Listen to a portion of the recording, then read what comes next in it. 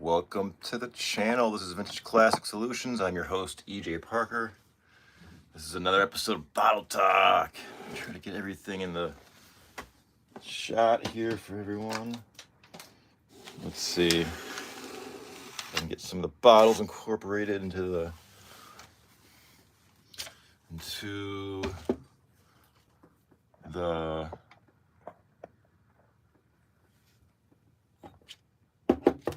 line of vision there. Hope everyone's doing all right. Let's see. Doesn't seem to help. All right, so get some bottles here to show. Let me get more stuff moved out of the way. I'm just getting set up here. I want to show a few different bottles from what I've shown prior. Let's see.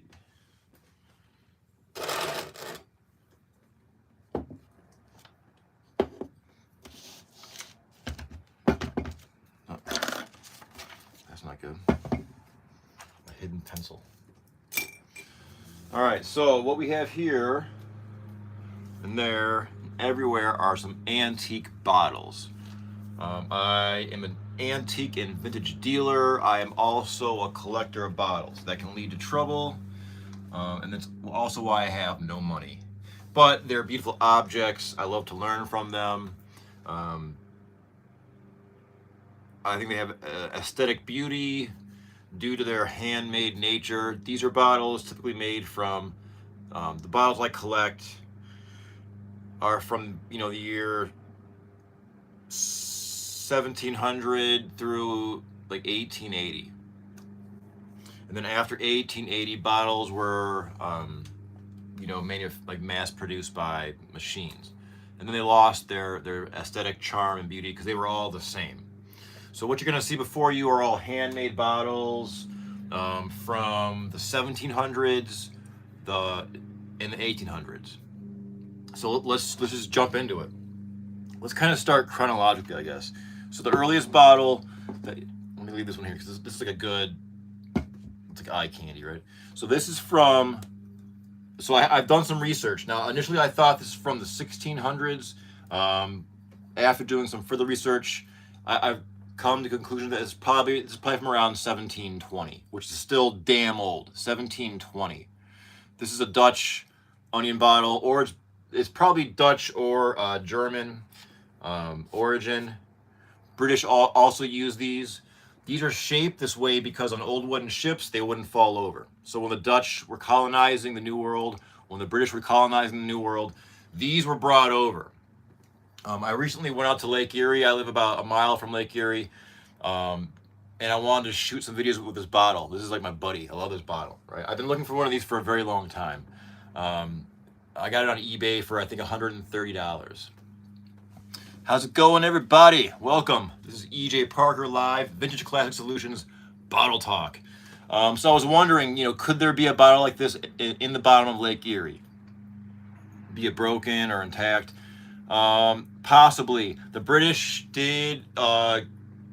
were exploring that area. There were a few shipwrecks. Revolutionary War era, so there could be some bottles like this in Lake Erie. If I found one, I would freak out. But just to get a closer look at this, 1720, 1710, 1730, that's the guesstimate based on the shape. It's an onion bottle, or more specifically, hey everybody. All right, Air 416. Yo, so this is my favorite bottle. I think it may be magical. I make a short where I say the word storm and a storm appears out of nowhere in real life. So that is a bottle that is probably from around 1720. Now let's move to a bottle from around probably 1750, 1760. Now these are all guesstimates because there's no maker's mark on these. They were all hand done by artisans throughout the old world and brought to the new world. Were these also made in the New World? Yeah, of course, but it's just really hard to tell. The ones that were found at the bottom of the ocean usually came from the Old World, Spanish, Dutch, English, right? But this is a gin bottle. This is a case gin bottle. This is probably from around 1750-ish. So is that glass bottle from the other day the oldest one you have? Yes. So this one, after doing some further research, is not as old as I thought, but it's still my oldest bottle. So this is probably from like 1720. It's hard to pinpoint, but based upon the design, 1720, 1730. The ones from the 1600s were more bulbous and even more onion shaped. But I'm obsessed with this object. I've been drawing it. I've been drawing it live just because I want to just work on the aesthetic, like the shadows of it. This is my drawing. Check it out. Ta-da! Different angles, and the neck's not even straight up, so there's always going to have a crook to the neck. But it keeps me like, I don't know, it's always changing. So every time I draw the bottle, I'll move it slightly, and that slight differs enough to kind of make me, rethink the whole everything of the drawing. Hey, it's EJ's from the day I asked about the pumpkins. Yeah, I remember you, Air. Yes, I'm starting to recognize these names now. I feel like we're having a community, and I love it because I have so much to show and tell and share and learn from you as well. I feel great that we're having this. It feels like more like a community here on YouTube. And I was showing some. I was up this morning showing some items, or was it last night? And someone's like, "Hey, do you have this?" I'm like, "I got it." It's like, "Hey, do you got that?" I'm like, "I got it right here. I got 10 of them." So I love this. So this bottle is probably the second oldest in my collection. It's a gorgeous case gin bottle. It's called case gin because it fits into a case. You see, it's kind of got like a square shape to it. That was done so that you can move these easier. They would slide, 12 of them into a case, and they wouldn't rattle around. But this one probably spent some time in the ocean. I've been showing this one recently just because it's just so amazing looking. It's got that swampy green. God, it's so gorgeous. I love this bottle, and it's really thin. It's got a resonance to it that's quite unique. I love that bottle.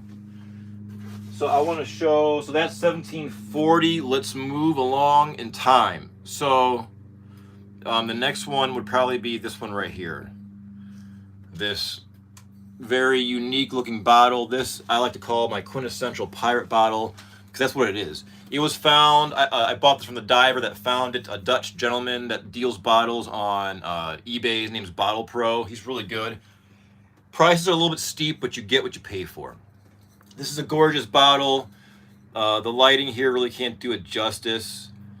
This one is almost, this genre is called black glass, these bottles. This one is almost black. The top's got an amber hue if it's in the light right, but it's just got a matte finish from being, this was found in a mud bank.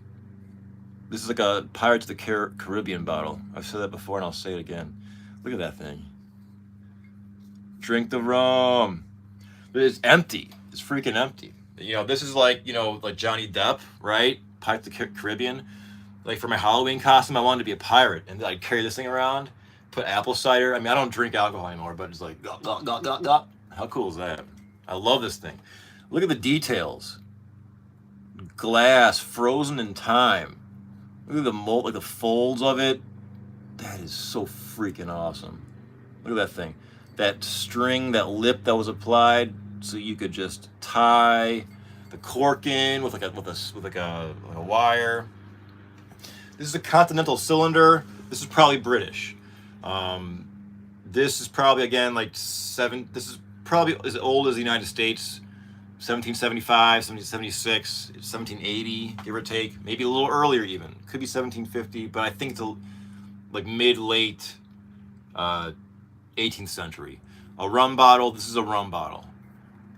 No, I did not. I found this on eBay. The person I bought this from found it in I think it's pronounced Guyana. It's the southern tip of South America. It was found in a mud bank. So this was thrown probably from a ship a long time ago.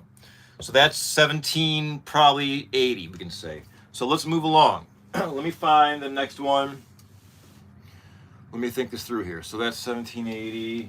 We got to go now. Okay, we'll go here. Now we're going to go to France. I've shown this bottle a few times, and you're going to see it again. This bottle is French. I bought this from a French dealer in Normandy, France. This is a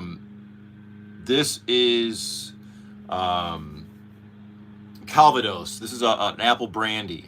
Farmers would, use their surplus apples to make liquor, and they would use these gorgeous bottles. These are known as a flower pot. The shape is a flower pot. For the shape. These are typically bigger. This is a half-size one, a demi. I forget the terminology. Maybe a demi-size, but it's a half-size bottle. Very gorgeous colors, and there's a finesse to it. French bottles have a certain aesthetic beauty that stand apart from other countries manufacturing of this era. Now this is early as well. This could be 1790, possibly even earlier. You're just guesstimating based upon your research and the research of others who collect and sell and deal bottles. You can see it's transparent there, and as it gets to the bottom, it just darkens. Let's see.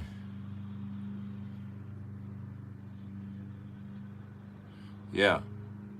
Someone mentioned, I was 4 years in France, and I had them apple brandy also from the lawn. Yeah. If you go into like a liquor store anywhere in the world, if you go to like the apple brandy section, you will see bottles that pay homage to this. They won't be green, they may be clear, but they're the same shape, this flower pot long neck shape, and they're much bigger. So it's quite amazing. It's an homage to this old shape. And one thing worth noting is this pontil is very sharp. It's a production mark where it was snapped off in the production process. That could cut you. That sometimes is mistaken as, oh, it's broken. Sometimes people think it's broken, but no, that's just the way it is. That's just a production attribute, which gives it actually a specific genre. Like if you go to eBay and type in like pontil bottles, well, that's what it is. This mark, like a belly button or whatever, on the bottom there. Yes, thanks for subscribing. Thank you. Yeah, if you like what you're seeing and hearing, please like and subscribe. My name is EJ Parker. I'm your host. This is my channel, Vintage Classic Solutions. I'm an antique and vintage dealer. I also collect, which is dangerous. I like to I've traveled the world with my music career also, and that's kind of brought me a little bit more knowledge of various items in my collection. And I'm happy to share with you. So please subscribe. I have a personal goal of reaching 1,000 subscribers by this Christmas. So if you want to help someone out, please help me out and subscribe. I promise to keep this entertaining. YouTube is my main creative outlet right now, so I'm working very hard to produce creative content that involves amazing vintage and antique items that I love so much. And I hope you do too. So let's move along. So this is like 1780, 1790. Let's jump to the 1800s, shall we? All right, so let's do that right now. Let's go here.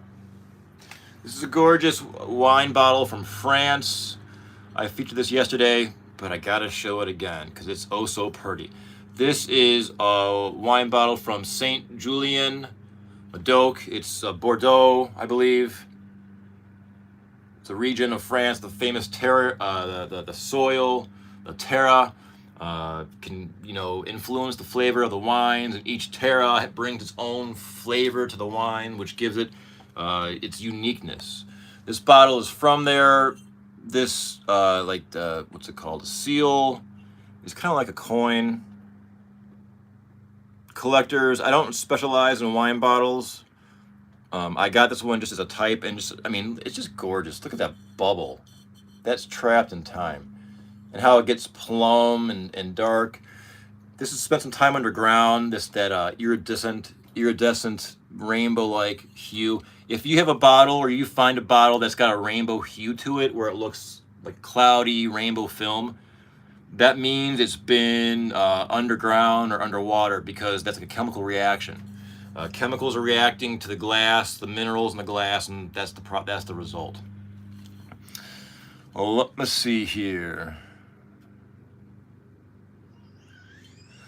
Do you collect oddities by chance? I do. Now, what specific oddities do you mean, my dear? Be more specific. I collect a lot of things. I buy and I sell and deal, but I do have the collector's bug, which is dangerous, and it's why I have no money. But I have bottles. And like one of my lovely viewers said, I've always thought bottles are cool, shapes, history, and functionality. I agree, and that's why we're here together. I have some affinity for like primitive, antique, utilitarian objects. I don't know what it is. Form and function meet where this abstract beauty by chance, right? It was just frozen. It's molten glass frozen in time, and I happen to lean a little bit that way, right? There's no other one just like it.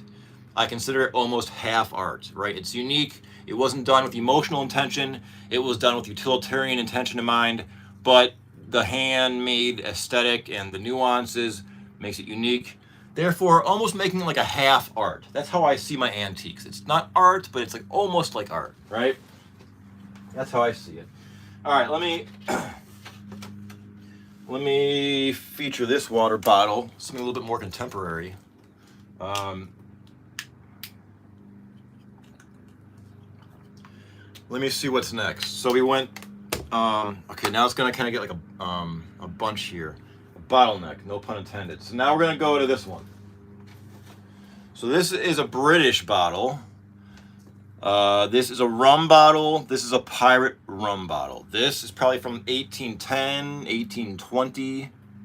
This was found I bought this from the diver. This is found off the Florida Keys. A diver found this in the 1960s, and they're selling these on eBay. I forget the name of the dealer, but they have a plethora of these old black glass bottles, and they're selling them, and some of them are just breathtaking. I wish I could buy them all. But I bought this one, I think about a year ago. I think it was $80, maybe less, maybe like $50. It was under $100. I know that. It was reasonable. And it's a good type bottle for my collection. It's got unique, it's just not evenly created. That's why I love them. It's got it leans a little bit. Just a little side note, you can't see it in the light, unfortunately. There's a blue hue inside the kick up, or that punt, that indentation that you still see in wine bottles. There's a blue hue in there, and collectors go gaga for that. Sometimes a bottle can be completely blue. It's morphed from this green color into a blue, and collectors go nuts. And the reason why that happened is it's like some kind of impurities in the glass, or some kind of mineral content during the production process. I forget the exact reason.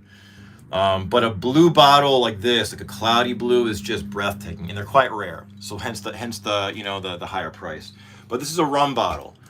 Continental cylinder, this is probably British, probably from around 1820. If you like what you're hearing, please, and seeing, please subscribe and like. My name's EJ Parker. This is my channel, Vintage Classic Solutions. I'm your host. This is my messy life with all my lovely antiques, and I love sharing with all of you. Let's see here.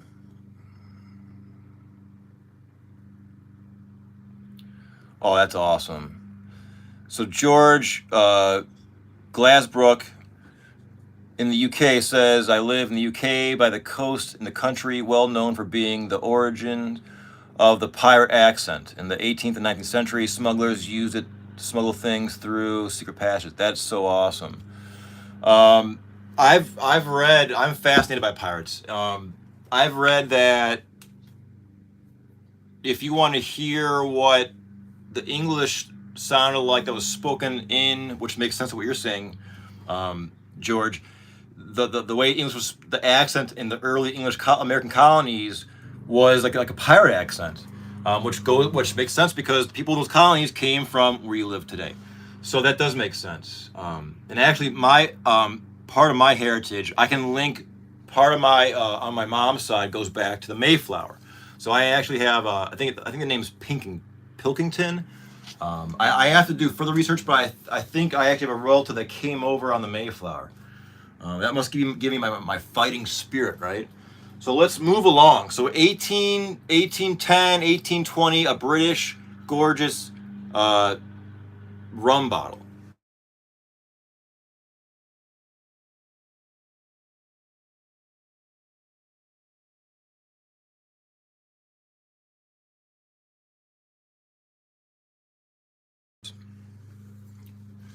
This is a beer bottle found off the coast of Jamaica. This is also British in origin, by a company that you may recognize, Nuttall & Co.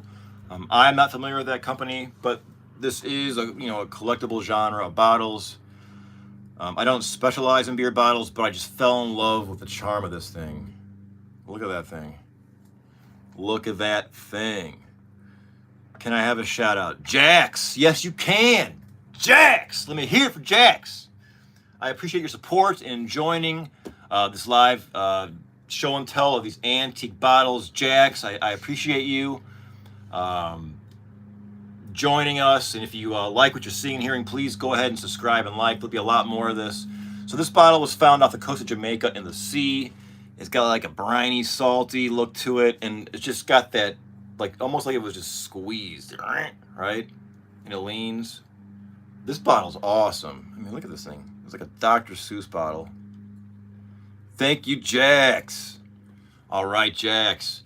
What I do, thank you.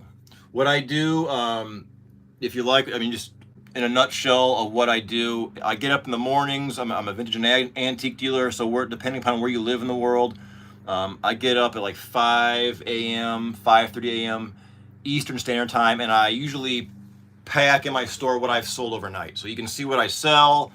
I can tell you about it. I show you, and then I pack it up and I talk about motivational ideas and concepts to help all of you and all of us, succeed at our goals and achieve what we see in our mind, right? The goals we have in our mind, our imagination. How do we make those a reality? You can do it. Back to bottles. So this is like 1820, or no, this one. This one's probably 1860. I think I jumped ahead, but so 1860 beer bottle. I want to show this one now. This one has got a lot of attention in various videos and shorts I've done in the past few weeks. And you can see why. Look at this thing. This is a stoneware beer bottle. This thing is freaking awesome. This is a beer bottle, folks. It's heavy. It's thick. It's bulbous. We are live. It gives me a chance to see all these fun words. Bulbous. I mean, look at this thing. Can you imagine like getting a 12-pack of these or a case? You know what? You know how heavy that would be? Look at these things. So this is from New York City, Manhattan. I think I even pinpointed the address, like East 11th Street, the Lower East Side. Anyhow, it came from a beer brewery in Manhattan. I found some history of this brewer or this bottle maker. It's kind of hard to see, but this is made of stoneware, and you see that? I'm trying to capture. This light's not the best. I'm sorry. It's getting dark where I live right now, and I'm trying to mix a little bit of evening light and light bulb light. So this is made of stoneware. What that is just clay fired at a very high temperature until it takes stone-like attributes. So this feels like a piece of stone, but it's clay. So the question that people say is this: well, EJ, why did someone like this? Why would a manufacturer in 1850 use this over this, or why would they prefer to make stoneware over a glass bottle from the same era? And from what I've seen in my research, it's that it boils down to price and durability. If the bottler lived or the brewery lived or was set up near an area that had clay, they would just make beer bottles out of clay. Now it's really thick though to contain the pressure, the carbonated beverage. the question on these is always, how do they stop these things, right? That's what people always ask, and there's a lot of answers to that, but usually it's a cork and then wax, or it's like a clamp, or and it's wired down, or it's a mixture of a wax seal and a cork. But you know, you can use your imagination how they would just, you know, fix some kind of wire around that lip, and then, you know, somehow. But this is great. This and as far as value, I found this at a thrift store. It was, I think, $20, which is a bit more, but since I know these things, I was okay paying that. This could, I mean, this one I haven't pinpointed the value.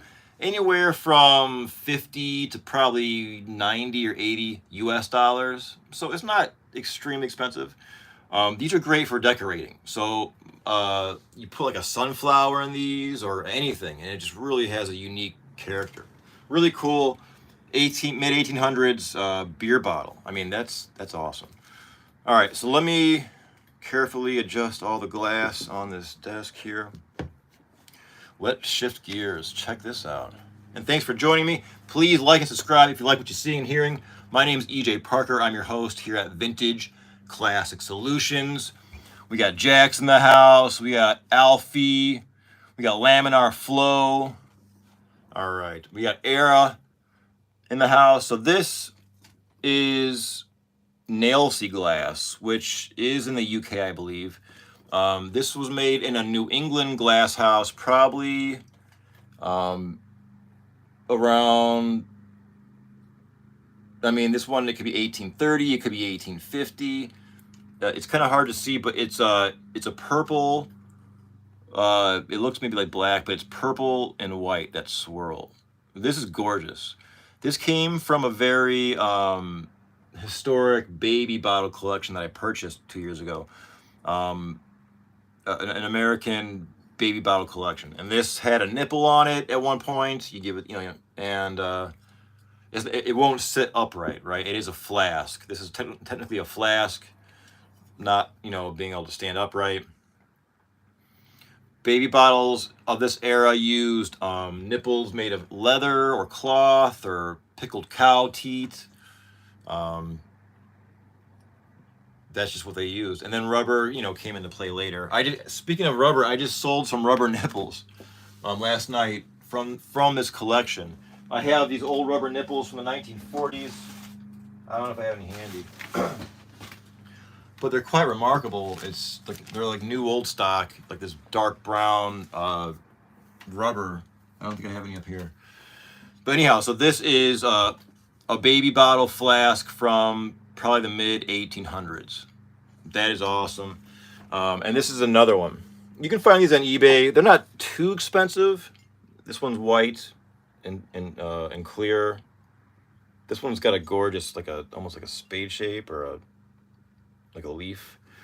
This is another baby bottle, a flask that will not stand upright. It's got to lay down. I couldn't imagine giving this to a baby, right? Glass is gorgeous. Now, could these be used for alcohol? Yeah, of course. But the person that owned these before me were much more knowledgeable than me about baby bottles specifically. This person wrote the actual book on baby bottles, so I trust her knowledge. But yeah, when it's empty, yeah, could you fill it up with you know, rum or whatever? Of course. Now, what's this worth? Well, in around and so this has got, these are like vintage. Her vintage. The late, she passed away, unfortunately, and I got her collection.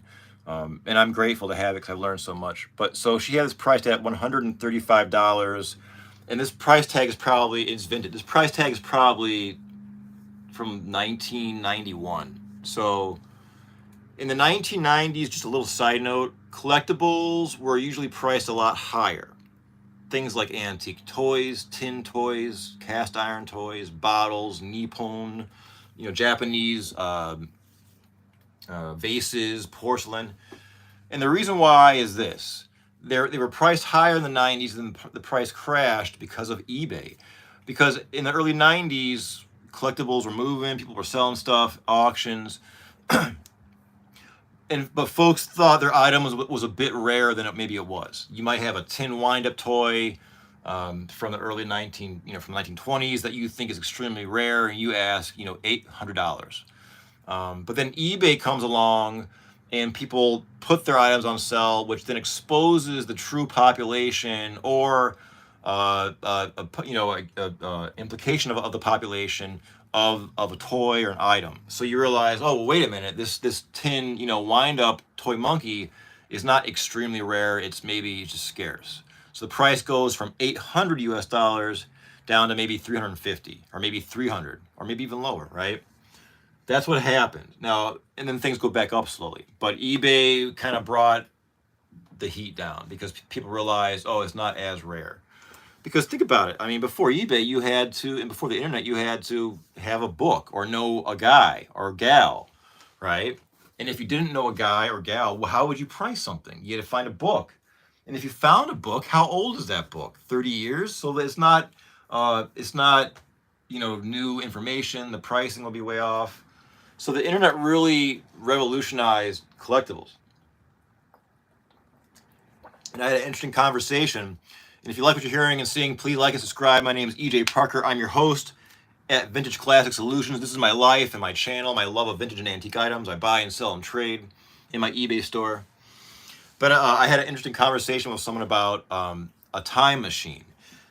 If a time machine was possible, I believe the only time machine that exists is YouTube. If you want to travel back in time, YouTube is an amazing tool to do that. You can travel back to the 90s, the 80s, and even further back, footage. But my point is this. So if I had a time machine, I thought, well, great. I would go back in time, get a bunch of these bottles, get a bunch of these bottles, right? But then someone said, well, no, it would destroy your career, EJ, because, I sell these things because they're rare or scarce and desirable and unique. But if a time machine was true, well, then the antique dealer would just be obsolete because antiques would just there'd be like a pipeline of vintage and antique coming from 1850 right up until now, right? So the value, they'd be no longer scarce and desirable because this bottle is from 1720. My head is boggled because how could this thing not be broken between now and then? But if a time machine was real, all that's gone. You know what I mean? So I don't know. I guess I don't want a time machine to happen unless, I don't know, it's good. It's just something fun to think about. All right, so let's move along with these bottles. We are live. My name is EJ Parker here at Vintage Classic Solutions. Let me see what's going on in the chat. So eBay ruined the hustle low-key. Yes, it did. It did. It took some of the fun out of it because when I was a kid, I got the bug young. I've been doing this since I was probably like 10. So as a kid, I collected rubber toy cars. I probably have one right here. I do. Check this out. I made art out of it. So this, as you see here, ta-da, in my mixed media art, this toy car is made of rubber, right? The point of my story is this. I collected these rubber toy cars in like the early 90s, and you had to go out to an antique store and hunt for them, and you may find 2 a year. And when you found them, you were so thrilled. But now on eBay, there's like 200 at any day of the week. They're always online. There's tons of them. So yes, it did take the fun out of it. The thrill of the hunt. Yes, it did. It did. But what are you gonna do, right? Is that gonna fall on my bottles? That would suck. You'd see EJ cry on a live chat if that thing fell on my precious bottles. Okay, so let me see what else we got.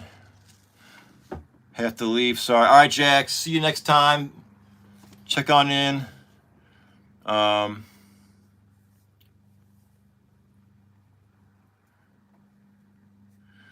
about money laundering using?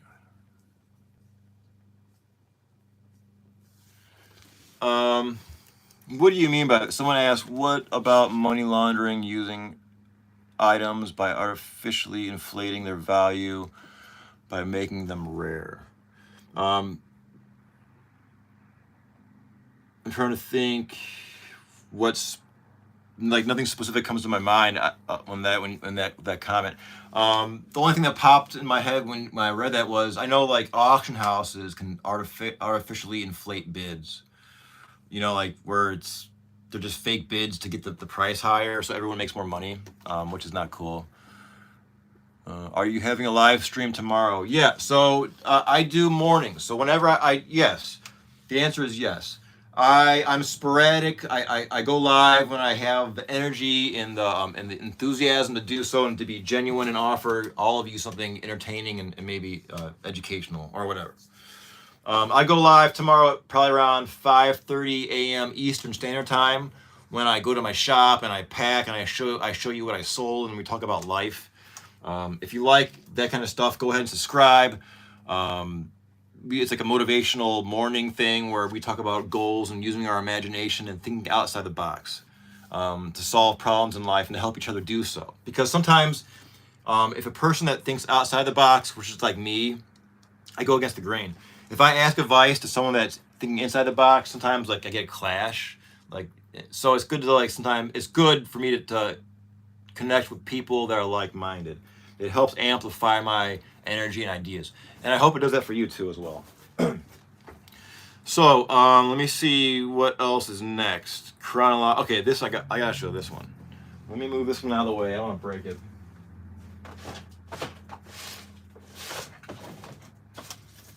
All right. So this next one is probably from 1860. Check this out. This one is almost totally solid black. I don't believe light really gets through this one at all. This thing is awesome. Look at that bubble. Look at that. A bubble, air bubble, frozen in time. Now this one is all matte. It's not shiny at all because this one was in the ocean. I don't know. That's all I know. The dealer, or yeah, the person that I bought this from just said it was a sea glass bottle, and that was it. So I don't know where or when, but I do. As far as the date of this, we can decipher that. Do you see these lines here? One and that one. This is called like a 3-piece mold. These bottles were created using a mold apparatus that would clamp together on the molten glass to create this beautiful masterpiece you see before you. And this is probably from around like 1875 maybe. This is pre, like mass manufacturing. This is like the last of like the handmade bottles. So I got this one for the aesthetic beauty. You see that extra lip. It just looks so weird, right? And it's just all matte. It's just complete. There's barely any gloss at all, which I just love. I give myself missions to find just the most beat up bottle, the most beat up a bottle can be without being broken, right? This is probably another rum bottle. It's probably another rum bottle. It's hard to say, but yeah, a lot. I mean, this one, I don't know where it was found, but it was definitely spent some time in the ocean. This one's it's just got like the neck it leans. It's kind of hard to tell, but on a flat surface, you see that? It's just leans. It's so awesome. Oh man, I love this damn thing. This one was affordable. This was $40 US. So you don't gotta break the bank. And the bottom's got a sanded pontil, so it's not sharp. It's been sanded by some process. It's just a fun texture down there. I love that. I love the textures too. Color and texture, right? And these bottles just really hit it. And then they make sounds when you touch them, right? That's a nice sensory thing that we can all enjoy. So this bottle, again, 1870s. And then after that, it would become a mechanized bottle that, the ones with like the seams that are blown in a mold, with mechanized machinery. You can take a look at it. I'm just trying to show you a little bit of detail. My lighting is not the best. I'm sorry about that. If you like what you're seeing, please subscribe and like. My name is EJ Parker. I'm your host here at Vintage Classic Solutions. This is my life. This is my channel. This is my antique and vintage store and my collection. So I buy, sell, and trade.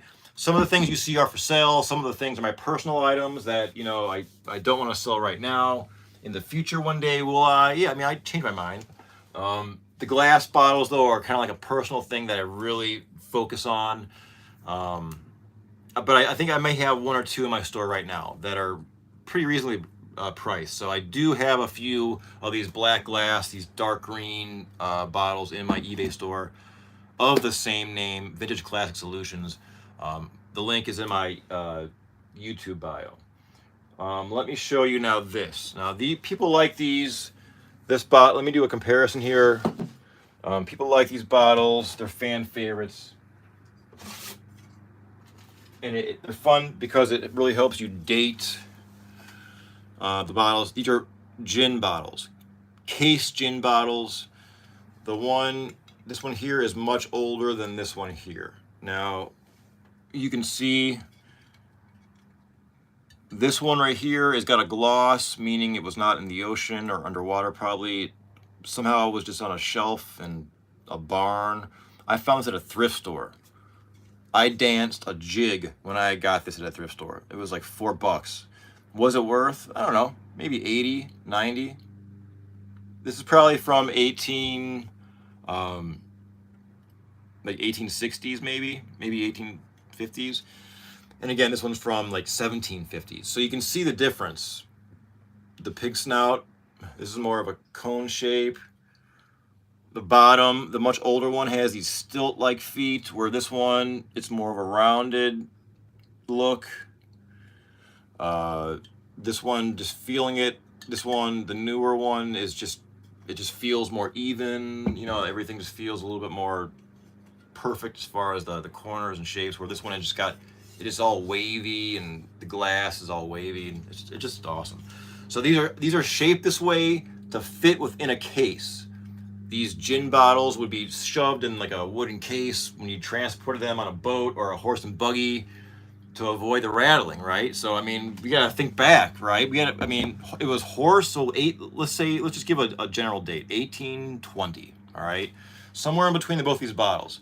How do you get things around? A horse and buggy or a ship, okay? Who's ridden in a horse and buggy here? Anyone? It's bumpy, right? I mean, so glass is not conducive to that. And then old wooden ships, I mean, so that was a problem. You know, we didn't have, you know, shock absorbers and rubber wheels and smooth roads, right? I mean, the roads back then, it was just gravel, it was mud, you know, and horses and oxen. So that was a problem. And that's why there was an evolution from this shape. Though it was great, on an old wooden ship, it wouldn't tip over. This is from like 1710, 1720. But it wasn't good for transporting. So that's when, you know, they would figure out, oh, let's evolve to this shape, easier to transport. And I forget the specific reason why gin bottles took on this exact shape. Like why was, now, this could be wine too, but these are known as gin bottles. So I forget the specific reason that is, like, you know, why gin is known for this shape here. But I don't know. I'll have to figure that out. Let's see what we got here.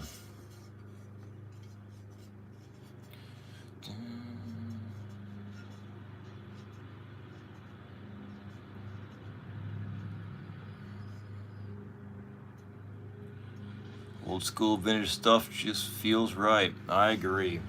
I don't like new stuff if I don't have to. The only new thing I like is my iPhone, because it's just it's an amazing piece of technology. How we can connect right now, right? No matter where you are in the world. I'm in a small town in Ohio, and you could be anywhere. So that's an amazing thing. But besides that, you know, I love old stuff. The older, the better. I'm gonna put this one away because I don't want to break it. And then I'm gonna move this one away. I don't want to break any of these things because, oh, I want to show you this. Check, see what I mean? I'm gonna break these damn things and I'm gonna cry. I don't want to do that. We're gonna put it. All right, bear with me here for a minute. I want to show this one thing here that it's not a bottle, but it's really cool, and I have it next to me, and I have to show you it. Just give me 2 seconds while I get situated. So much glass everywhere. All right. If you like what you're seeing, please like and subscribe. My name's EJ Parker here at Vintage Classic Solutions. We are live with bottles and antiques and vintage, like a little show and tell here on Sunday. If it's Sunday in your neck of the woods, all right. It's probably Monday, and it's Monday in China right now. Oh yeah, check this out. So in my motivational speech this morning, I was talking about, like, let your goal be your sword, and let your conviction in your goal illuminate your sword as we go down our paths, our path of life, our path to our victorious goal. So this is a sword. Check this out. This is a real sword. I need to be careful because glass and swords are enemies. All right, so this sword is French origin. I have to see what I can remember about these details in my head right now. So this is probably from around 1816, a gorgeous French sword. This, I believe, is from the Napoleonic era, a brass handle. Look at this gorgeous fish scale. Now this does not belong to me. I did a photo with this. I had to borrow it. It's an awesome piece. Look at this thing. It's got some, what's the word? Like the armory, some kind of armory catalog number of some sort.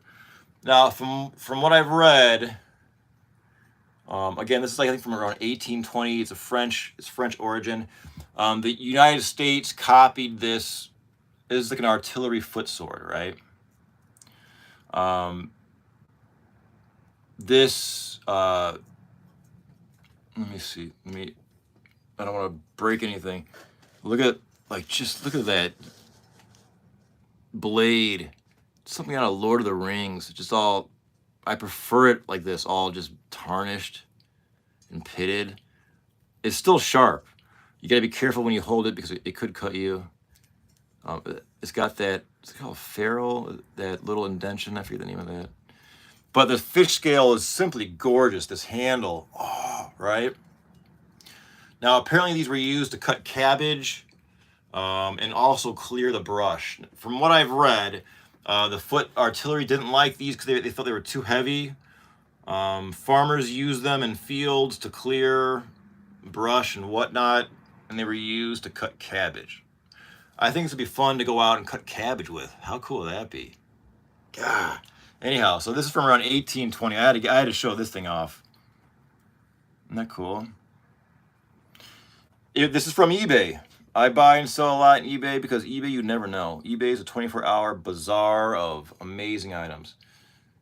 It just looks like something out of, like, He-Man or Lord of the Rings, and it's the real deal. You know what I mean? Again, this doesn't belong to me, but if it did, I would have it displayed prominently somewhere cool. There's no other markings of these. You can find these on eBay.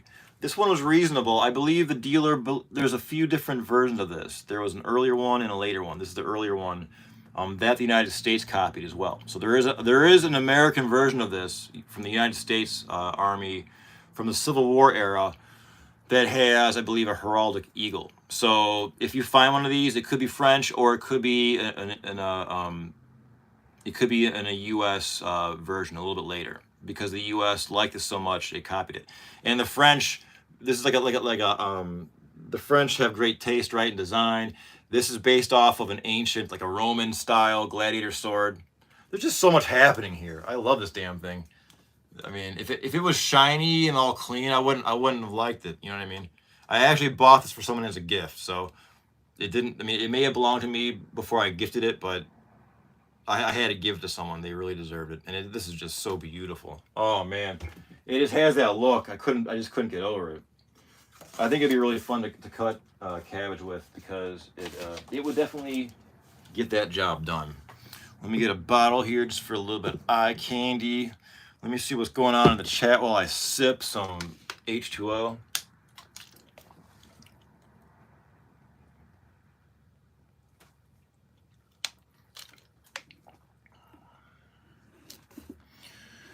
We have someone from Estonia. Greetings.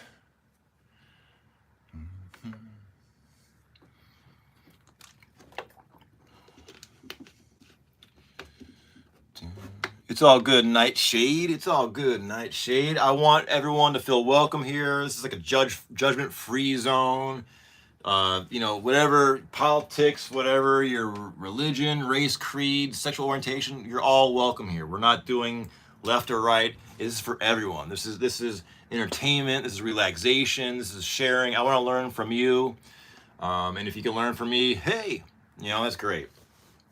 But I just have so much to share. I have so many items. I feel like, you know, being an antique and vintage dealer, I'm almost like a magician where, you know, my magic trick is my object. You know, what I can present to you, take you back in time. If I can bring you back to 1850 for just 2 minutes showing you an object, well, that's great. You know what I mean? Because it just kind of captures the imagination. That's what I think, at least. All right, cool. I dig the vibes, brother. Cool. Thanks. If you like what you see in here, please like and subscribe. My name is EJ Parker, Vintage Classic Solutions. I do this a lot. I'm doing this a lot more, different formats I've been experimenting with. And I like live because it just feels like I have a new friend with all you. I feel a presence in the room. I produced in my channel. I've been doing this full time since I think April or March, April. I think since April, like being devoted to my YouTube channel. So it's just like from April to now. I think I have 750 right now subscribers, and thank you so much. It means the world to me. I'm on a goal to get 1,000 subscribers by Christmas, and I'm going to do it. I'm going to reach my goal, and thank you for helping me do that. But I've just, you know, I put out over 1,000 videos in like 4 or 5 months. Like I was so busy over the summer, I put 1,000 videos on YouTube, and I do research before them, and I try to have an angle. And then I'm like, well, let me try live, because I'm always in my shop talking to myself or looking at items. And let me just go live and see what happens. And it's been really fun because I've been doing that, and someone's like, hey, EJ, do you got any like horror masks? So I'm like, I got a bag of them. Hey, EJ, do you got any, you know, foam pumpkins? I'm like, oh my God, do I? So it's been really fun. Let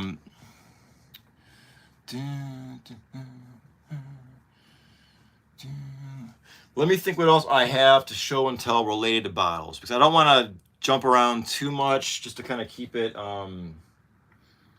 I don't know, semi-coherent. I do have a lot of crap or just stuff to show. I showed these yesterday. These are blob top bottles. These are 1850s for soda water. These are called blob top bottles just because you can tell they got a blob top, right? How gorgeous is that? The ice blue. Can you imagine going into a store in 1850 and seeing like a whole shelf of these? Oh, I was born in the wrong era. Look at this thing. St. Louis, Missouri. Ice blue. It probably spent some time underground, hence that iridescent color, or underwater. But this thing is just a masterpiece of circumstance and time. This was purchased at a flea market from a bottle dealer. I think it was like, I forget. I'll say 40 bucks. But it's gorgeous. I love it. That's a blob top bottle. That's a genre that collectors go crazy for.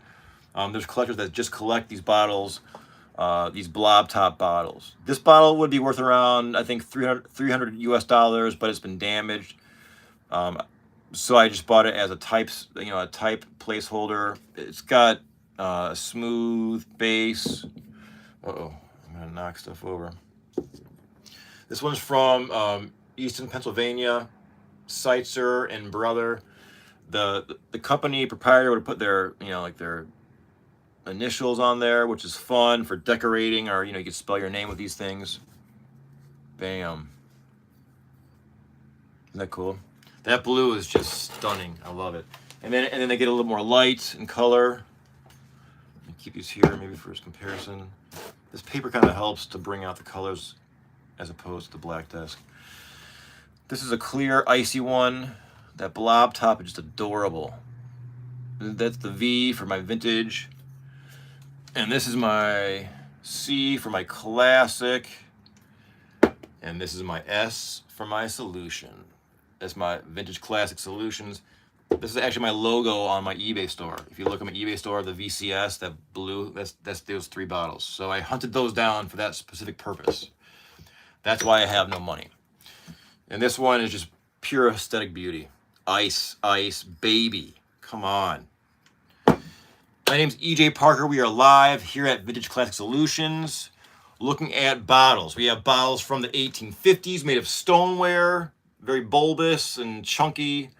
We have glass onion bottles from the 1720s that are simply gorgeous and historic beyond belief, that I can't believe it's intact after 300 some odd years, which I just can't believe.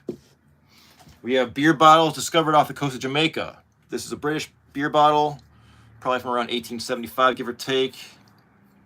How cool is that? It's all wonky because it was probably just hastily made in a bottle factory, which I love. Because you never ever see bottles like this. Like you never see like a Budweiser bottle that's kind of like not right. You know, they're always just, you know, identical. That's why we have to be ourselves. That's why I want you to be you, right? You gotta be you. Because as you can see, aesthetic beauty comes from being unique, not the same. I'm not doing a show about beer bottles from 2025 or 2024, right? So I apply this concept to my life. I want to be unique. I want you to be unique because that enhances your life and the people around you, right? Dive into your hobby. Don't make it a hobby, make it your passion for your life. Make it your life goal to strive for that hobby, knowing that you may never reach perfection, but the journey is the goal, right? I'm a professional musician. I know that I'll never master my bass guitar or my upright bass, but that's the whole point. It's like a Rubik's Cube you'll never solve. It'll keep you occupied to the day you die, right? Because I do think AI is coming for your jobs. I hate to say it. I hate to blow the horn. But AI is coming for your jobs. So if you're not prepared, because you'll have no job, will probably be some like universal income. We're taking a left-hand turn here. If that does happen, like musicians and artists will just go about their merry day, their life, painting and making art. The folks that that have these jobs where your skill set is writing emails in a corporate format, those are the folks that are going to have a hard time. So I'm trying to help some folks kind of get on a track where you find a purpose, right? Because you'll learn more about yourself, more about the world, and about others along the way. And that's really what my channel is all about. It's because on YouTube there's a gazillion resellers. I don't see myself as a reseller. I see myself as an antique and vintage dealer with a passion, right? I used to live in Asia for 11 years. I learned about the antiques abroad over there. I traveled a little bit in Europe. So I bring that all to the table. My world experience. I've seen, different political systems in action, and I've lived through them. And along that whole time, I've had a passion for antiques. When I was in China, I lived in China as a professional musician. I would teach and perform with pop stars and tour and perform in jazz clubs.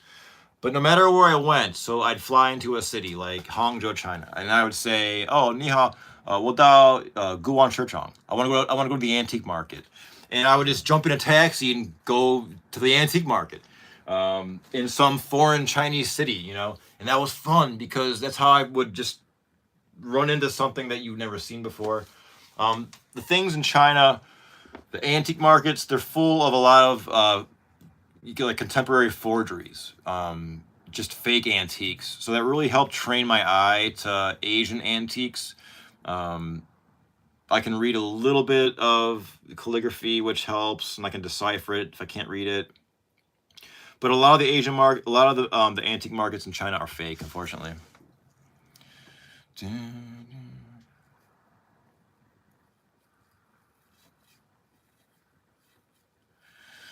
Yeah, hello from Iran. Greetings, welcome.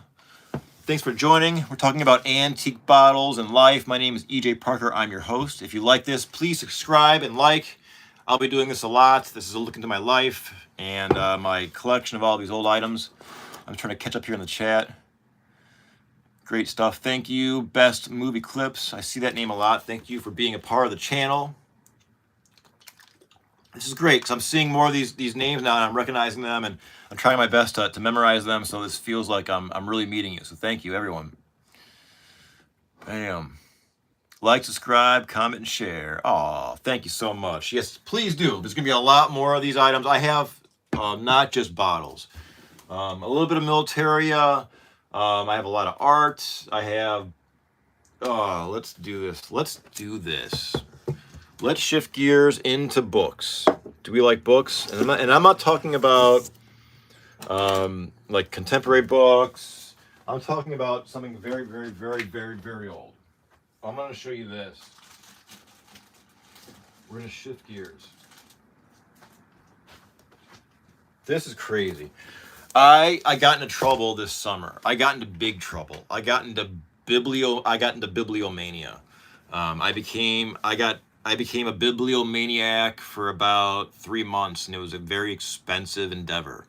I had to get out of becoming a bibliomaniac because if I remained a bibliomaniac, I could no longer afford to pay for lighting and food and things for, like, for me and my family. So, but what's in here is extremely old and amazing. Old Bibles. I do have old Bibles. All right, so here we go. This book is my oldest book. You want to see the oldest book that I have? Here we go. This is why I have no money. I can't believe it. I have notes about this book. I have features on my channel. That light's too much. I don't want to screw it up. All right, so check this thing out. This is from the year 1515. This is a post-incunable. It's written in Latin. It's got a drawing from the era of a castle. Can you believe this? The year 1515. It's by Lactantius. This was published in Venice, I believe. So let's talk about what this is. It's called Divinium Institutionum. Pardon my Latin. It's a post-incunable. What the hell does that mean? So an incunable is a book. An incunable is a book written before the year. That's very specific, so I don't want to screw this up. Otherwise, I'll get crucified by the bibliomaniacs.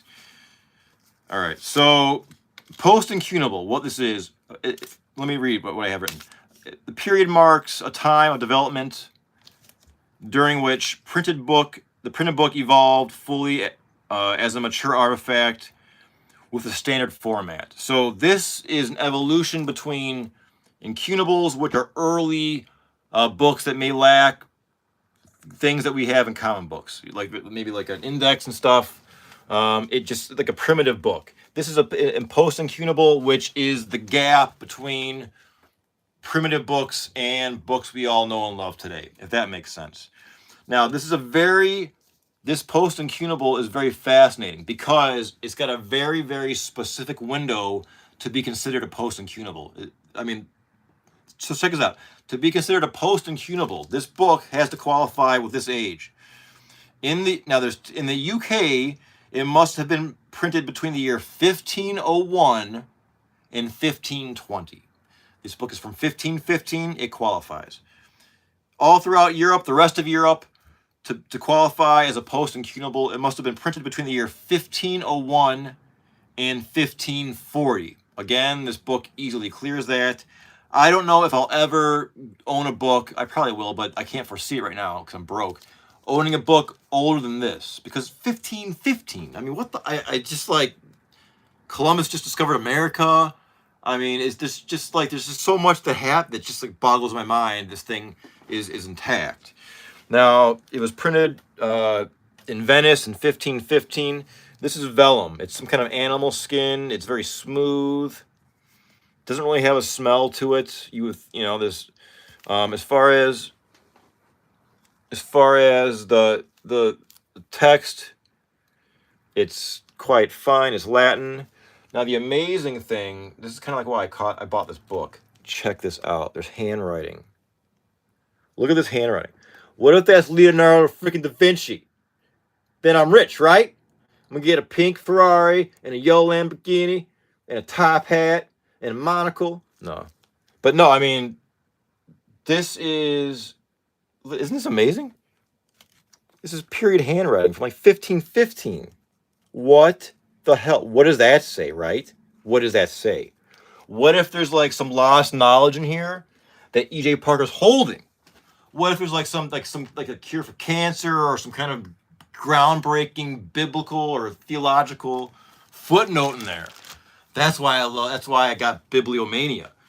This book cost me. What did I pay for this? It's amazing. Thank you. Probably goat or sheepskin. You're probably right. Monocle, LOL.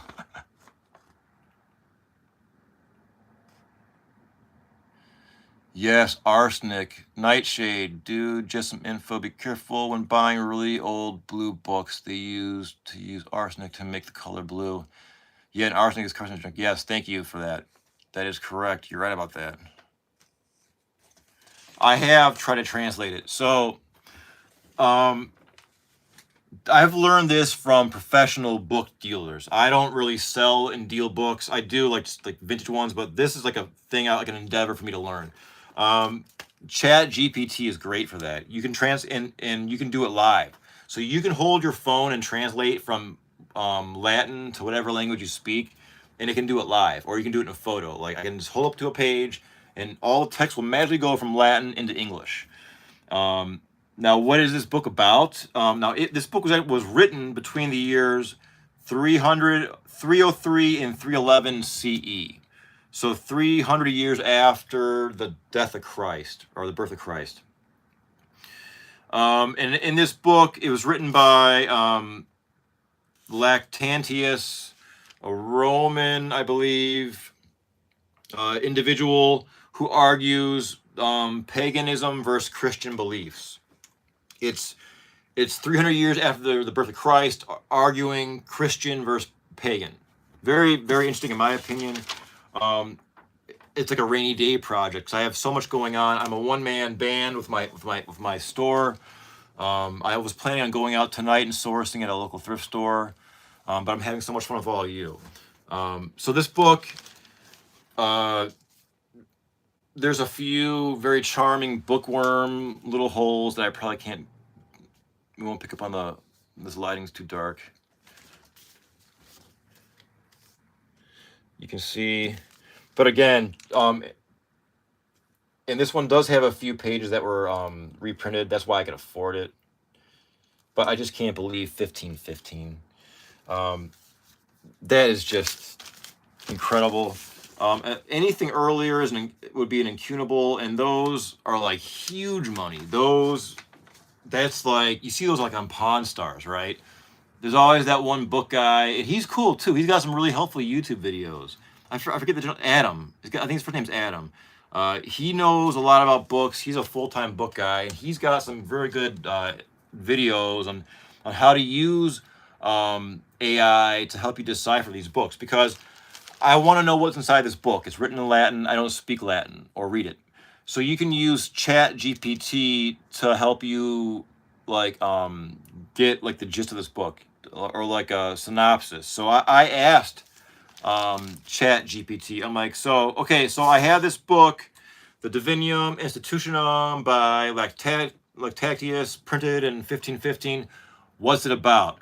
And you could say, like, give me the information in a paragraph, or give it to me in 5 paragraphs, and then it'll do it like that. Because all this old information, Chat GPT is current on. And for those of you who don't know, Chat GPT is AI. All it is an app you download, and you can ask it anything. Why is the sky blue? You take a picture of this bottle and say, hey, what is this? And it collects its information from the internet. It's not a live feed though. At least the one I use is not a live feed, because I asked it. I said, how current is your information? And it told me it's like October of 2023, I think. Last I asked it. So that's something to consider. And then I thought about this. What if it's a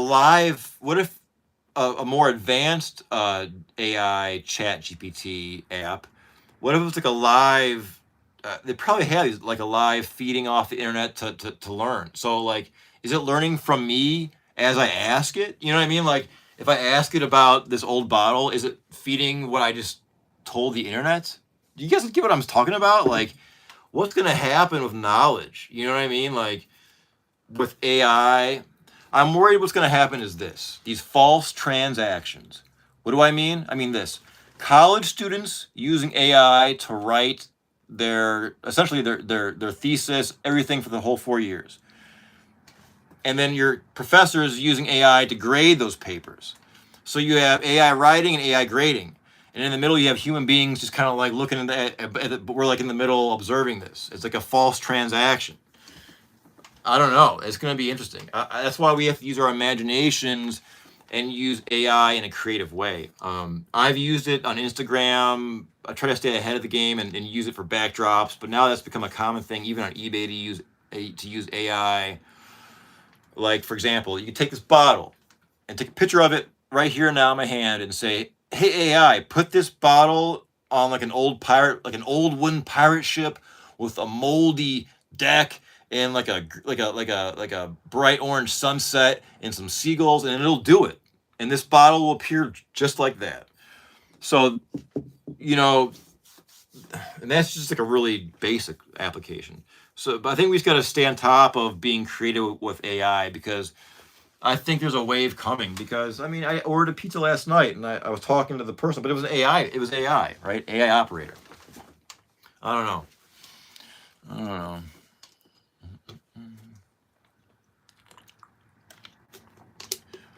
Crazy thought. Yeah, I'm full of those. They use a lot of oral exams to avoid. That's good. Because I think we should have that. Like, if you really want to pursue knowledge, then you should really pursue it. I don't understand people that go to college to kind of like get around it, because if you really want to learn what you're going to learn, then you might as well learn it. I don't know. Um, I don't know, but just with AI, because it's going to have a lot. It's going to get to a point where it's just feeding off the internet live, the information it's giving you. So I mean, that's, I don't know. I mean, how is it going to decipher, erroneous information? And then you have the whole thing of China. China having, the Great Firewall, but yet they're very tech savvy. So it's going to be this conundrum of a tech savvy AI with erroneous facts about, Tiananmen Square and various things that the government there represses. So therefore, its AI will repress that. So it's gonna be just different universes of these things, kind of like ruminating, right? And we'll be stuck in the middle. That's why I think we need these hobbies or these goals or these passions to get us through that. Because I think the shock's going to be to those folks who are, relying on their skills, in a corporate situation, because those are going to go out the window. All those are going to go out the window very, very soon.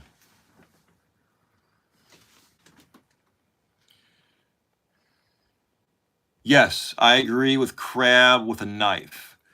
I agree with you. That's why we must use it creatively. Let me give you an example, an analogy that I thought of. So it's like using AI for research. It amplifies your ability.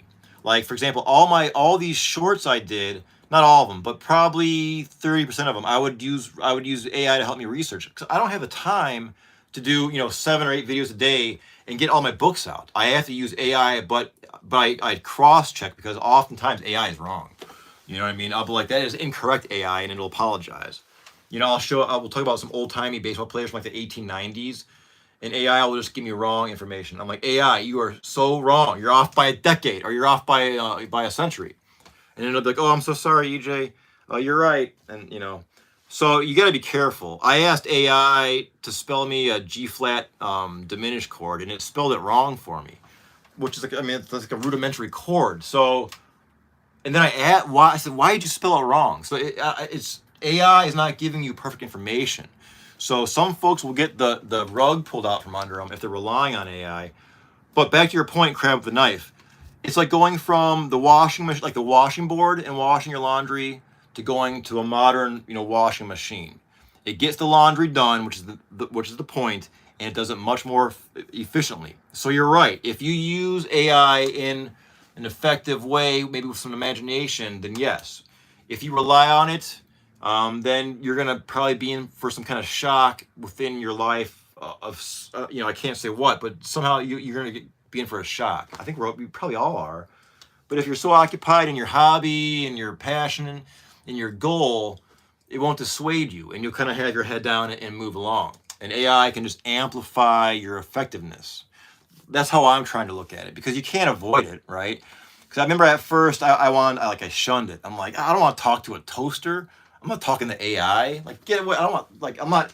I was offended by AI approaching me and wanting to talk to me. I'm like, man, I'm not talking to you. You know what I mean? I got a soul and you don't.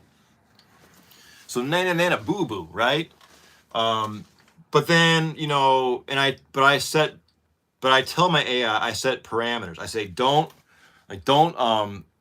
try to talk to me like I'm a friend, because I don't want it to fall in love with AI. Like, it's a robot. Let's be factual and courteous, but that's it. I'm not gonna like, hey, you remember the time we did this together? Like, no, I'm not doing that. You know what I mean? I'd rather interact with all you, my real friends. Let's see. That sword was a beast. Yeah, that was.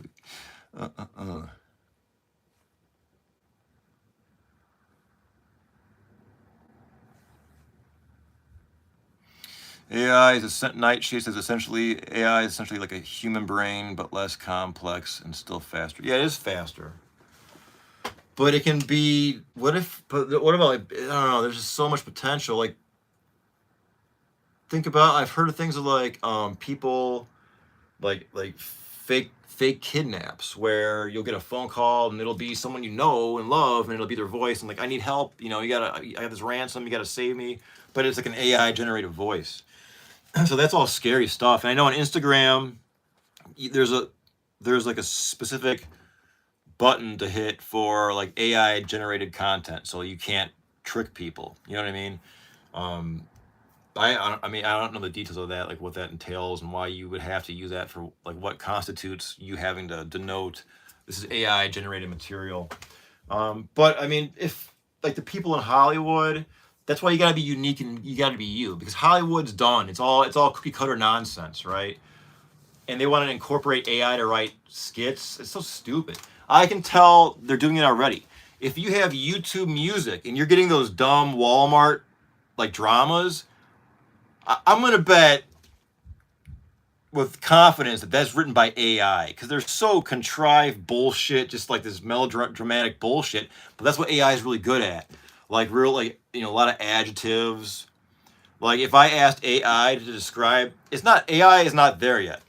If I asked AI to describe this bottle, it'll say, this remarkable collectible has an aesthetic beauty that's charming in any room. Something like that. It's just a bunch of adjectives and bullshit. It doesn't know, you know, the origin. It doesn't know, you know, what nuances dictate the genre. It doesn't know that yet. But I'm afraid it's watching my videos and it's just gonna regurgitate what I said. It's gonna. But that's what happens, right? Whatever you give to the internet, it's out there.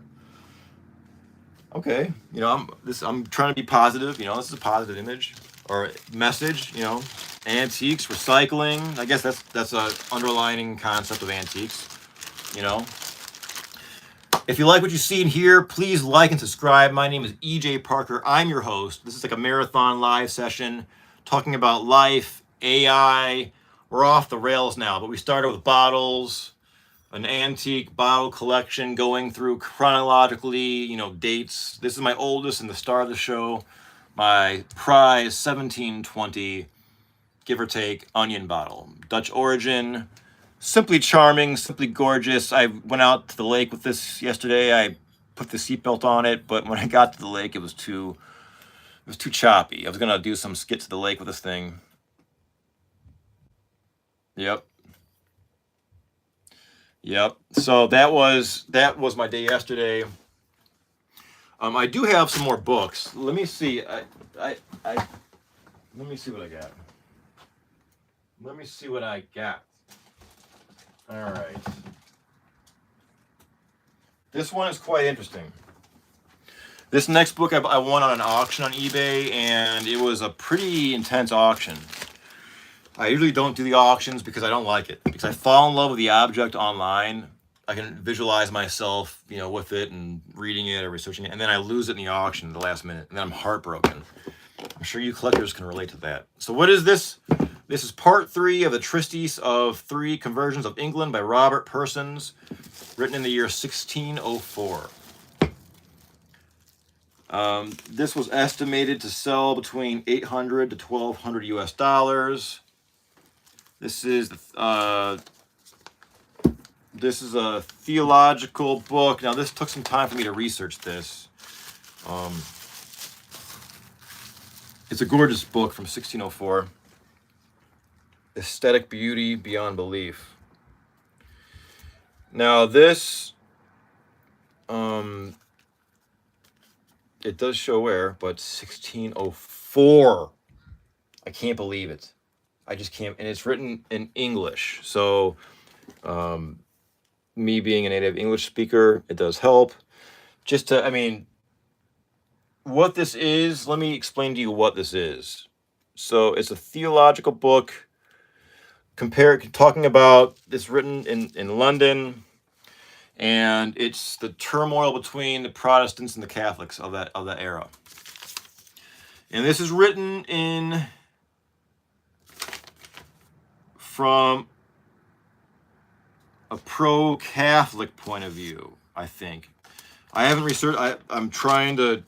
I don't want to say the incorrect information because I haven't researched this. I researched this heavily when I got it, and then a lot of things in my life happened, and then I had to put Bibliomania away because it's just too expensive. I think this cost me, I think, $400, so it wasn't that expensive, but it wasn't. You know, that's a lot for me.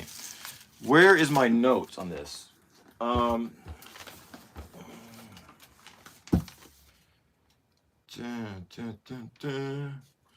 is that? Oh, and the cool thing about these antique books, like you can kind of check your rarity, like go to various like catalogs, like world catalogs or university catalogs. I think like you can select like Princeton has this, like in the law, like you can own a book that may. The cool thing about these old books is like they're quite rare, and you can figure out how rare they are. Like, oh, this book. There's only 2 in North America, and one's in the Harvard Law School, and the other is at in Princeton or whatever. So it's you can kind of get into the details of the rarity within your continent. It's quite fascinating. It can also take you back in time because you can read these books. I have read this one a little bit, but again, when I got this book, I had a lot going on, and I couldn't give it the full attention that it deserves. But I am going to go back into these. It compares the saints to it's got a calendar where it compares Christian saints to Catholic martyrs. So, like for example, on this date, this is what happened to this Catholic saint, and on the same date, this is what happened to a Protestant martyr. It's a unique comparison of that for what it's worth, and I like how it's written in English because. When you do have to use when a book's written in Latin that I can't read Latin, to use your device to translate is kind of clunky, and you can risk damaging the book with your phone if you're moving it a lot and you drop your phone or whatever. So I don't know. So that's a very old book that I now own, and I had the responsibility and the stewardship of owning and taking care of and researching properly. The notes from the auction, it's a rare, important, small octavo, original vellum binding. Binding is rough, pages are in near perfect condition. That's it. It's all complete. I bought it for, here we go. I bought it for, $395 back in June. There was 15 bidders. It feels like an important book. I mean, it feels important to own it, and I'm going to, give it the proper respect it deserves whenever I find the time. I appreciate you all spending time with me. This means a lot. I feel like I'm getting to know you all. Hold on. Please read a passage from the book. All right. Let me sip some water. Okay, check this out. I'll read this passage. It's, I think it's early modern English is the genre. It's not Middle English. So you can understand it. And the quirky thing is that like the T's are like F's. So you gotta like kind of figure out the nomenclature, I think. You know what I mean? All right, let me do a comparison. Here, we'll talk about a saint, right? This is 1604, a theological book comparing Catholic saints to Protestant martyrs. Okay, so this is talking about where's the date here? October 5th, talking about a Catholic saint. This is what happened on October 5th. This was a holy virgin. It was Christina. This is Saint Christina.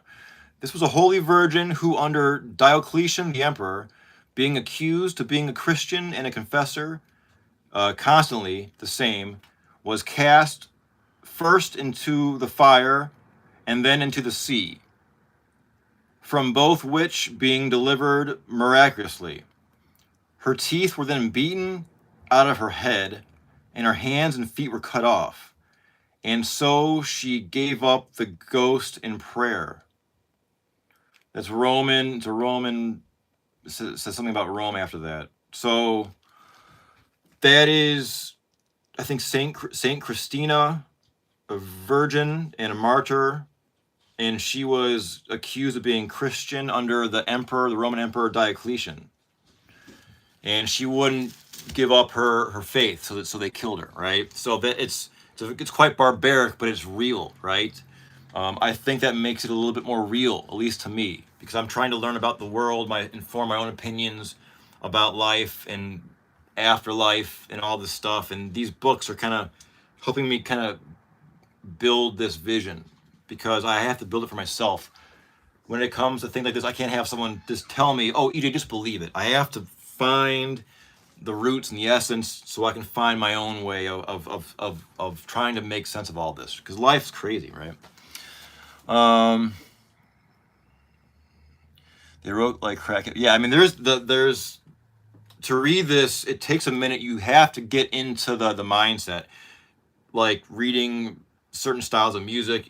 You gotta like, kind of like get accustomed to it, because again, like the nomenclature is weird. Like the way the words are spelled, it's just it takes a moment to kind of get into that mode. But it's a fascinating. I mean, this book alone is just so much to delve into: the historical fact about the bookmaking, the binding process, this vellum, the printing process, like what was behind, actually printing this. You know what I mean? If you look at this, I need to be careful here, because this book is from 1604. But if we see just some of the text at the bottom, it says 1604.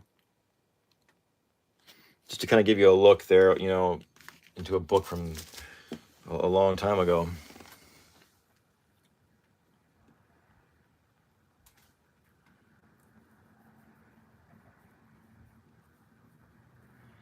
We should do reading, streaming about that book. It could be awesome.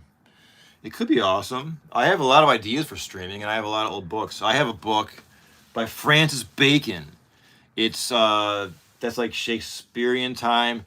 It's like the history of the world. It's like a super early science textbook, and it talks about it's so interesting to think about. It's so interesting to read about how they thought of things, their logic process, something about how, like, just to kind of give you a little clue about like how the scientists explained phenomena in 1610, something like, along the lines of, to dilute water from the sea, you need to pour 3 bottles into the sand and then wait, and then you must add 4 bottles into the sand. It's just this very archaic thought process that really takes imagination to get into, to extract what they were trying to say, if that makes sense. It's a book by Francis Bacon. I don't want to get it out now because it does have an odor to it, and I need more. It's a larger book. I gotta have a setup, and I need to get it repaired too, which is going to cost something. But it needs to be shown, because it shows you insight into the human mind, a brilliant human mind in like 1610, I think, and it is trying to explain everything: water, smoke, steam. It's quite amazing. I'll have to feature that, and thank you for that idea.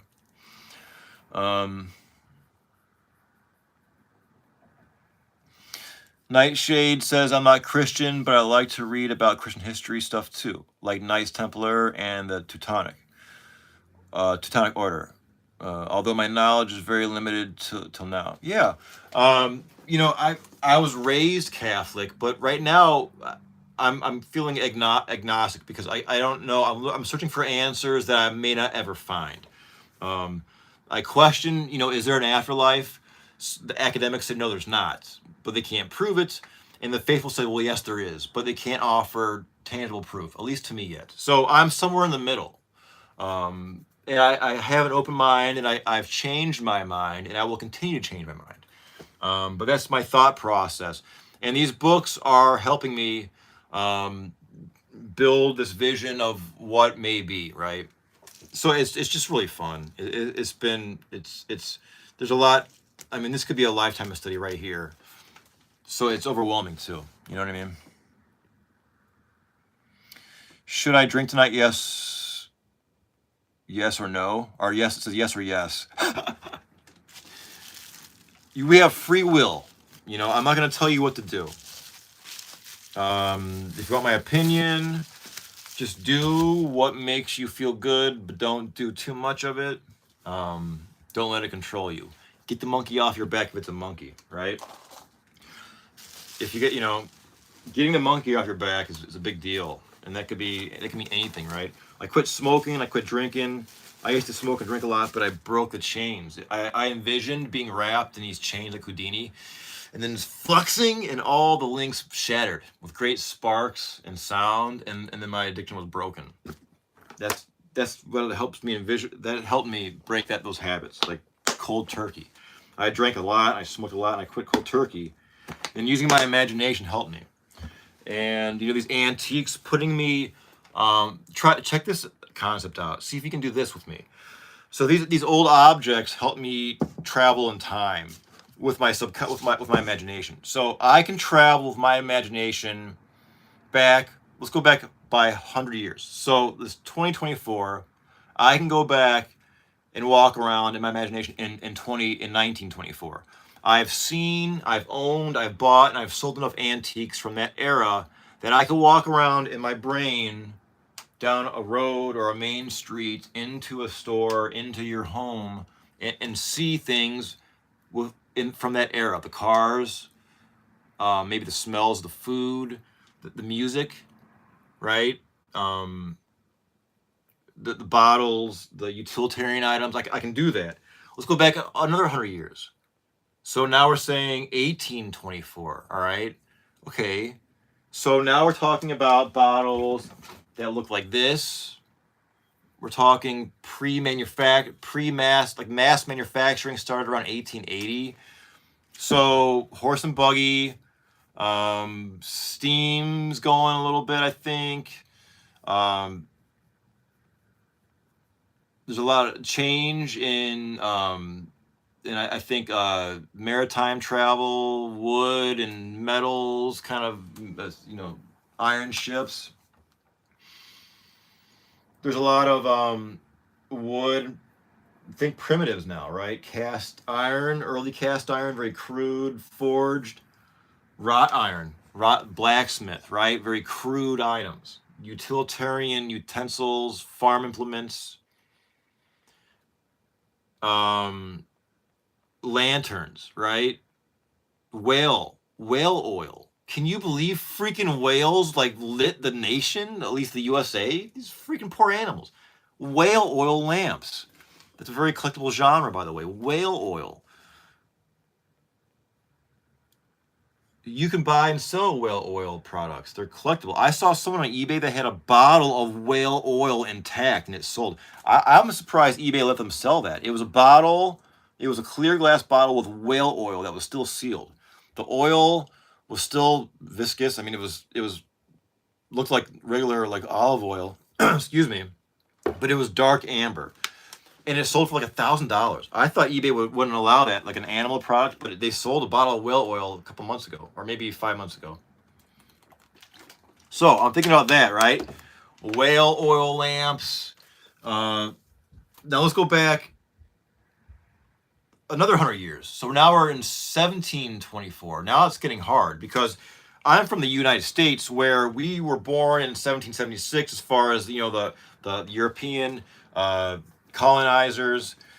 So, I mean, now we're talking Native American stone implements and tools and things like this. This is from 1720. So Jamestown, Pilgrims, I'm sure some of the Native Americans got their hands on these and they loved them for the utilitarian purpose. I mean, this would be a great tool to have for whatever you can, put in there. But it's getting a lot more, it's more foggy. My brain's filling in the gaps with things that aren't probably from the era. If I look around, I see like torches, but it's just too generic. I can't see the common things. Like, like those hoops and the sticks, those like you see like in those old movies, like the reenactment movies, like the Revolutionary War, like the hoop, and the kids have the stick and they hit the hoop. Maybe stuff like that, but I don't know. And then if I go back to 1620, then it's like, well, everything's made of wood. I mean, you have some probably really primitive guns, like like what are those things called? Those funny, like the blunderbusses or whatever. Cutlery, knives. I mean, then I can't go. I mean, I can't see the day-to-day things because I don't have those antiques. They're way more rare. They exist, but those are museums now or in private collections that are very high level. You don't find those things out in the wild. And if you do, I mean, it's just like a once in a lifetime thing to find something that rare and that, from 1515 where I live. You don't find those things. And if you do, it's a Native American artifact. Which I love and collect. That's a whole other, genre. You know what I mean? The way I see it, like these are European, handmade aesthetic, things, whereas the Native American things are handmade, but from a complete different, just culture, of course, and historic background. I have a lot of Native American artifacts that we can talk about on a different show. If you like what you see, please like and subscribe. I have a lot of videos that talk about Native American artifacts, arrowheads and axe heads. Laminar flow, some valuable coins. I do have coins. Man, I love you guys. This is fun. I could do this all night. I wouldn't eat or sleep. You gotta remind me to eat. I have coins. Let me... Ooh, I gotta be careful. I can't break them all out because I have a lot. But let me just show a few.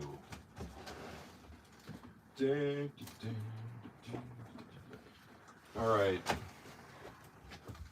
I have a cool coin. You like coins? Hold on now. This is awesome. You'll love this.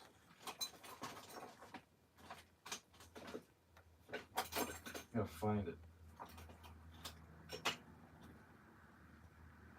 I think I know what's that. Here we go. All right. So this is a very old coin made of silver, and it is,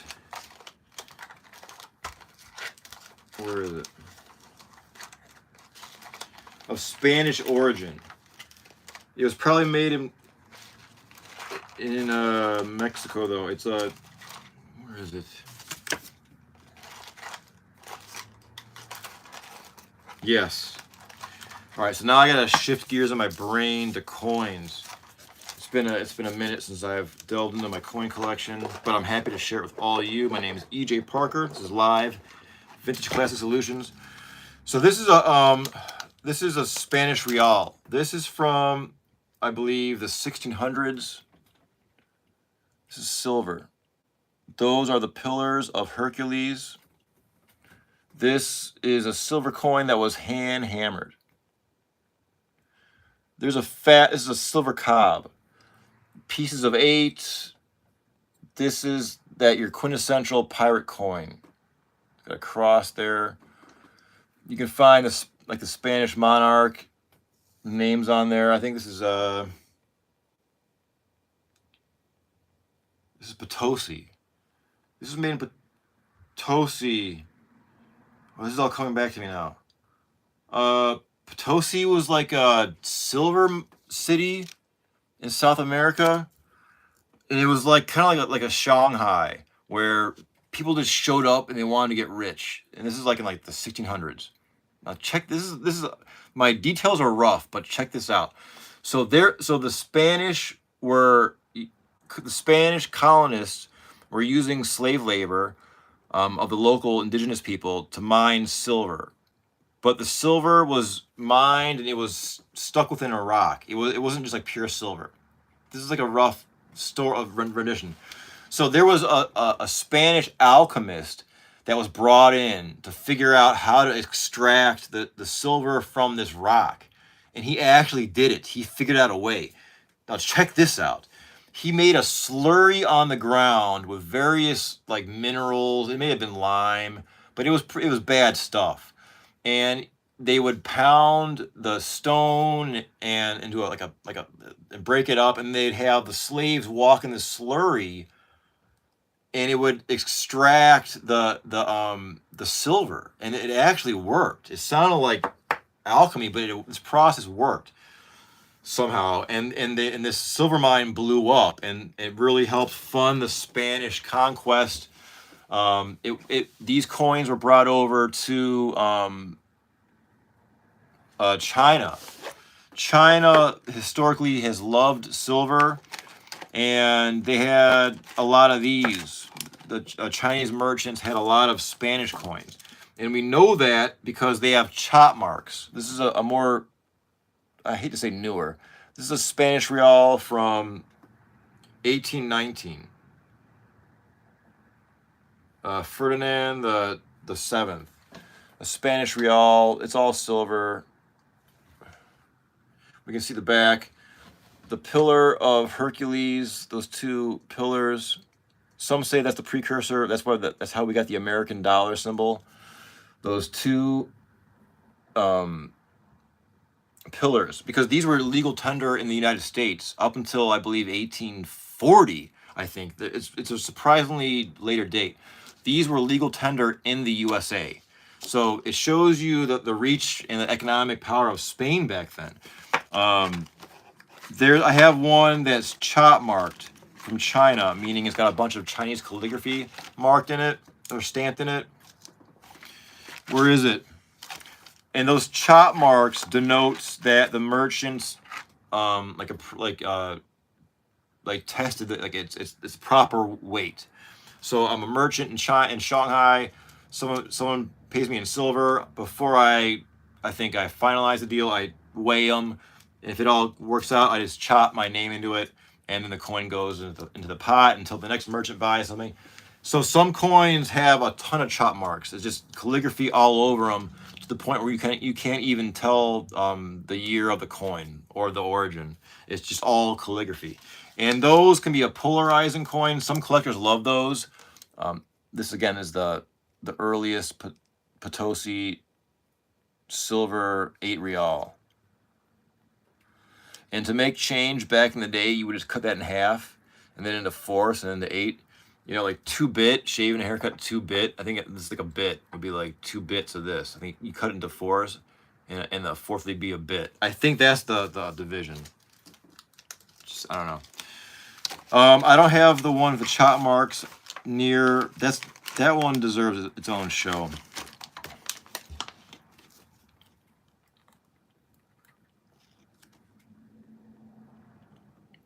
Yeah, same in Germany.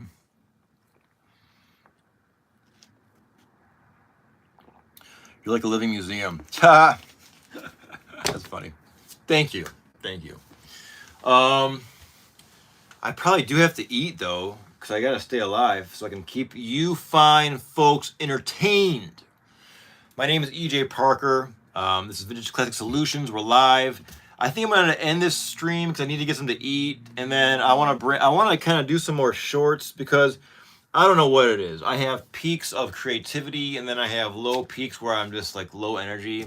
I don't think it's bipolar, but I don't know what the hell it is. Where I can just I can just have a lot of output and creativity, and then I looked at my YouTube, for example, like my YouTube analytics, and it was like, I don't know, I don't even remember now, like September 14th through like 2 weeks ago, it was like a big lull.